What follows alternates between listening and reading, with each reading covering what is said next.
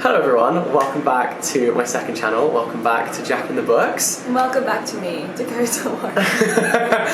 Welcome back to my very special guest, who might as well be a co-host of the channel at this point. We have fled the country to do a little writing retreat, reading and writing in Montenegro and Croatia. And we brought books, and so I thought I would share with you what we brought as our kind of like summer holiday reads. Yeah, and the contrast, just you wait for the juxtaposition. Well, look at the colours between, like, I said summer, you said summertime sadness. Should we take it in turns? Or Yeah. should we go, like fire? I think take it in turns. Okay, you go first. Are you ready? Can you give me like a drum roll? Oh! Ta-da! This book is Milk Fed by Melissa Broder. Now, I've actually read another one of Melissa Broder's books and didn't like it, so I'm very intrigued about this one. I'll read you the blurb. You've read this, right? Love it. Okay. I love it. Absolutely love it. I'm excited. She's a 5, but the ending wasn't satisfactory. Okay. Rachel is 24, a lapsed Jew who has made calorie restriction her religion. By day, she maintains an illusion of control by way of obsessive food rituals. At night, she pedals to nowhere on the elliptical machine. Then she meets Miriam, an Orthodox Jewish woman intent upon feeding her. As the two grow closer, they set in motion a journey marked by appetites of physical hunger, sexual desire, and spiritual longing. Isn't that a blurb? I saw this in a bookstore in Edinburgh, and I'd never heard anything about it, and I read the blurb and was like, I need that in my life. So I've had this for a while now, and I'm finally going to get around to reading it. Your turn! Okay, so, first of all, I'd just like to show off my figs. Well, yeah, and I'm going to show you my peach. Anyway. I am a simple girl, I go to the market, I buy red fruit, I eat it while I read books. Oh, that's nice. Okay. That's the vibe of the trip. Drum roll, please. That was quite slappy. Yeah, that was not a drum roll, that was a slap. Ready? I have If We Were Villains by M.L. Rio. And can we talk about the story behind this? Because it's really funny, because I recommended it to Dakota, but I haven't read it. He lied. I didn't lie, I just was like, I think you would enjoy this book. Yeah. Because I'd heard about it. No, do you know how many people have recommended me this video? I think my audience... I do the same thing every time. Hundreds of people have recommended me this video. Hundreds of people, hundreds including yourself, have recommended me this book. Hundreds and hundreds, probably even thousands at this stage, because I notoriously am obsessed with The Secret History. And this is a wannabe. Give us a blurb, come on. You want a blurb? You want a blurb? We want a blurb so bad. Right. I'll give you a blurb, baby. Oliver Marks has just served 10 years for a murder he may or may not have committed. On the day of his release, he is greeted by the detective who put him in prison. Detective Colborn is retiring and he wants to know what really happened a decade before. As a young actor at an elite conservatory, Oliver noticed that his talented classmates seemed to play the same characters on stage and off. Villain, hero, temptress. Though he was always a supporting role. But when the teachers changed the casting, a good-natured rivalry turns ugly and the plays spill dangerously over into real life. When tragedy strikes, one of the 7 friends is found dead. The rest face their greatest acting challenge yet, convincing the police and themselves that they are blameless.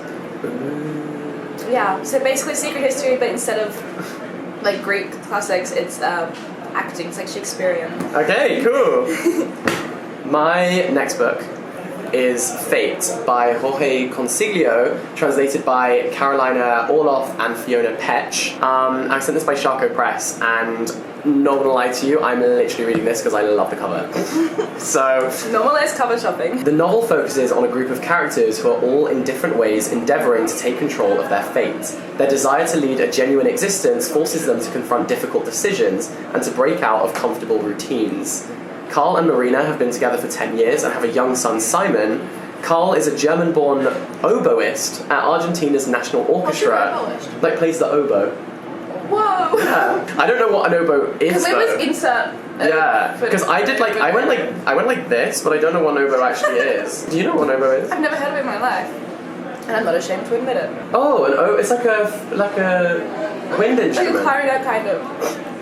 For the people at home, I didn't know what an oboe was. Well, he's an oboist. Normalize not knowing things. And then Marina is a meteorologist. On a field trip, she meets fellow researcher Zarate, and what might have been just a fling starts to erode the foundations of her marriage. Then there is Amma. We've got a lot of characters here. A dynamic and successful taxidermist. At a group therapy session for smokers, Amma falls for the younger Clara. Another character. Good. I can't keep up with that. While the relationship between Carl and Marina disintegrates, the love story between Amer and Clara is just beginning, or is it already at an end? I'm tired just from... That was a really long blurb, was it not? But, like, it's a short book, so we'll see. Like, that seems like a lot to happen in not very many pages, so... Yeah. Fate. It's nice and fast-paced, though. We'll see. Well, I have Evelyn War, which I was corrected by because I thought it was woe, because tell me that phonetically doesn't spell out woe. Anyway, let's not have this argument again. Vile Bunnies. I love this book so much. Apparently it's like part of the syllabus in English school. This was like one of the books that I read for my degree, like one of my favourite books that I read during my degree. Yeah, see, I haven't been exposed to it prior, and I picked this up because a lot of English people coincidentally recommended it to me. And I'll read you the blurb. In the years following the First World War, a new generation emerges, wistful and vulnerable beneath the glitter. The bright young things of 20s Mayfair, with their paradoxical mix of innocence and sophistication, exercise their inventive minds and vile bodies in every kind of capricious escapade. Escapade? Escapade. Normalize not knowing things. In a quest for treasure, a favourite party occupation, a vivid assortment of characters hunt fast and furiously for ever greater sensations in the fulfilment of unconscious desires. Oh, it's so good. It's so good. It's so good. That has sold me. It's so good. It's also quite short. And we know that I love a punchy book. I have Cold Enough for Snow. This is by Jessica O, and the blurb is this.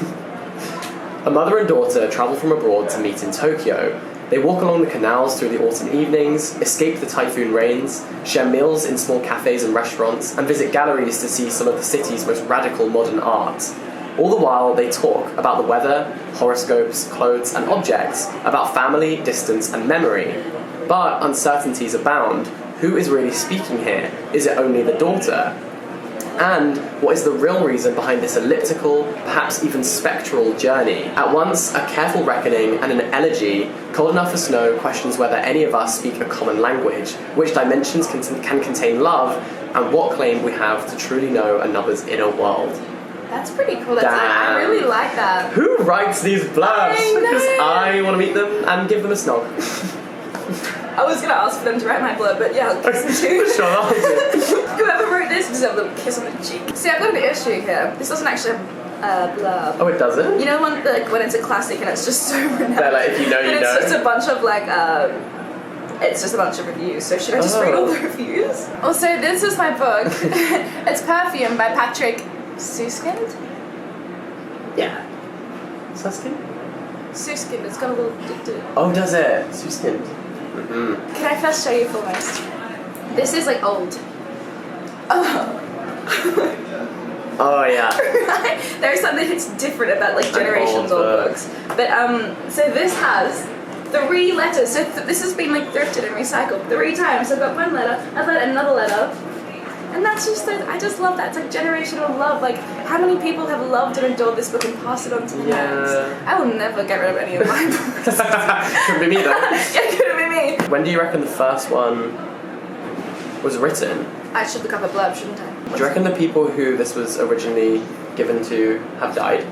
When was the year? 1985. I don't think they would have died by the 80s. No. Like, that's quite recent, is it not? Oh, this one, this one is written in 1993. The last person to write this was in 1993. Wow! That's cool. This one, it says Merry Christmas. This was a... Oh, so that's a Christmas gift. What does that one say? Dearest Jay. If you liked it. Oh, they even wrote a note to them. Dearest Jay, I hope you like this book. Love always, Matt. Maddie? Nettie. And this was gifted to me by a friend, and so I was going to note for him. And so the blurb is, it's very, un momento. An acclaimed bestseller and international sensation, Patrick Suskind's classic novel provokes a terrifying examination of what happens when one man's indulgence in his greatest passion, his sense of smell, leads to murder. But wait, there's more.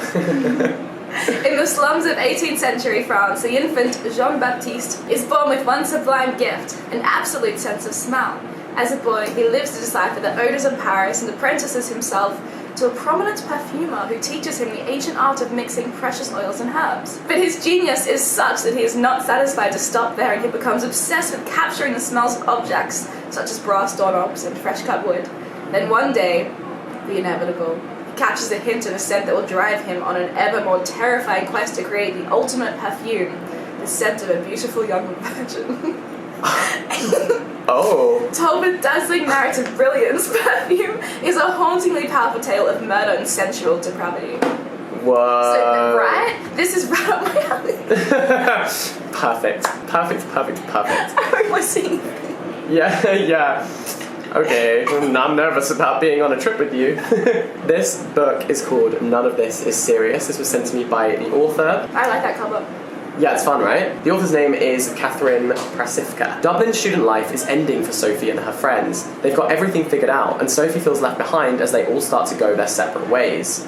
She's overshadowed by her best friend Grace. She's been in love with Finn for as long as she's known him, and she's about to meet Rory, who's suddenly available to her online. At a party, what was already unstable completely falls apart, and Sophie finds herself obsessively scrolling social media, waiting for something, anything, to happen. Could it be me? Can't relate at all. This must be some kind of fantasy. This must be fanfiction. None of This Is Serious is about the uncertainty and absurdity of being alive today. It's about balancing the real world with the online and the vulnerabilities in yourself, your relationships, your body. And at its heart, this is a novel about friendships strong enough to withstand anything. That sounds like it could be an interesting premise. Could be. That looks like a beach read. Like, that just looks like a beach read. That's my beach read. Well, this is my beach read. I hit a little different. So this is the legend of Alistair Crowley. If you know, you know. If you don't, allow me to fill you in. So Alistair Crowley was an abhorrent, vile, repugnant, insane, genuinely insane. I say that by the textbook definition, man. I thought that was an ant and it was my sleeve. I live in London, and there is a location in London in which something that he did has a great importance, and it's around the corner from me. And I walked past it and I learned a lot about it and became very interested. And that's inconspicuous because he did a lot of things in London. He lived there for a while. Alistair Crowley was an outrageously libelled and slandered man in his time, and his legend persists even to this day. He has been variously called monster, degenerate, traitor, evil, criminal, pornographer, devil worshipper, and on without end. Tell me that wouldn't make you want to read this biography. He has also been called by people who knew him, by those who have studied his works of genius, prophet of a new aeon, the greatest occult scholar of this century, one of the finest poets of the 20th century, etc. Crowley was a mystic, magician, scholar, poet, climber of mountains, and quite possibly a true prophet. He certainly became a legend in his own time and will probably attain real recognition for his many talents only after we of lesser minds have had time to digest what he taught and the world has had a chance to catch up with the vision he had. Damn. Doesn't this man sound like I want to know everything he said? It's a lot. It's intense. There's a lot going on. Basically, crazy cool man. Never been not cool, like he used to, apparently used to eat babies, so. Beach read. Anyway, I have this book. It's called Honey and Spice. But what if he is the melody she needs? I don't actually know if I would have picked this up myself, but I am part of the TikTok book club, and this is our August read. And so this was sent to me, and I'm actually really excited to read something a bit out of my comfort zone, like something that I probably wouldn't have bought for myself, because I actually love Bolu Babalola's other book, which is Love in Colour. So I think this is going to be very nicely written, I think. And I've heard nothing but good things. Yeah, I'm excited for it. So this is the blurb. Kiki, she's an expert in relationship evasion who has made it her mission to keep the women of Whitehall University safe from players and heartbreak. Then we have Malachi. He's the handsome newcomer who is everything Kiki has been warning her sisters about, and the one person who might collapse the community that she's built. By declaring Malachi the waste man of Whitewell, Kiki brings a stop to her girls fighting for his attention. But when she and Malachi find themselves entangled in a fake relationship to salvage their respective reputations, she is in danger of falling for the very man she warned her sisters away from. With her heart compromised and defences weakened, Kiki must learn to open herself up to the perils of love and face up to a past that forced her to close down in the first place. Full of delicious tension and romantic intrigue, Honey and Spice will make you feel weak at the knees. Ooh, I want to be weak at the knees. Yeah, so do I. If the book tells me I'm going to be weak at the knees, you best believe I'm going to give it a chance. I feel that fake dating is hard to do well, so I'm really rooting for this. I really want it to be done well. And I guess I'll be speaking about that at the end of the month on the TikTok Book Club. So those are our holiday reads. Stay tuned, I guess, for reviews of all of these books. Our Airbnb actually has a copy of this book, Breasts and Eggs, which I've wanted to read for ages. As have I. Right? So. Oh, it's bookmarked. So, dogged. So someone only got like halfway through and then left it. Ooh, I'm having to flick through, and the dialogue looks like it's very interesting. Oh, really? Yeah. Anyways, thank you so much for watching this video. All the best. Stay in touch. There will be some vlogs from this trip coming very soon. Yeah, little Betty told me you wanted a vlog. Little Betty told me I might be vlogging. Love you, loads and loads. Subscribe to Dakota's channel. I love you also, lots and lots, and I missed you because I was back here previously. Yeah. Okay, see you next time. Bye bye. But how's I just do it. I do like a, and then towards the camera. I'll blow and then you cover it. Okay, you blow it to me and then I'll blow it to them. It's like, okay. Bye. Well, that was cringe.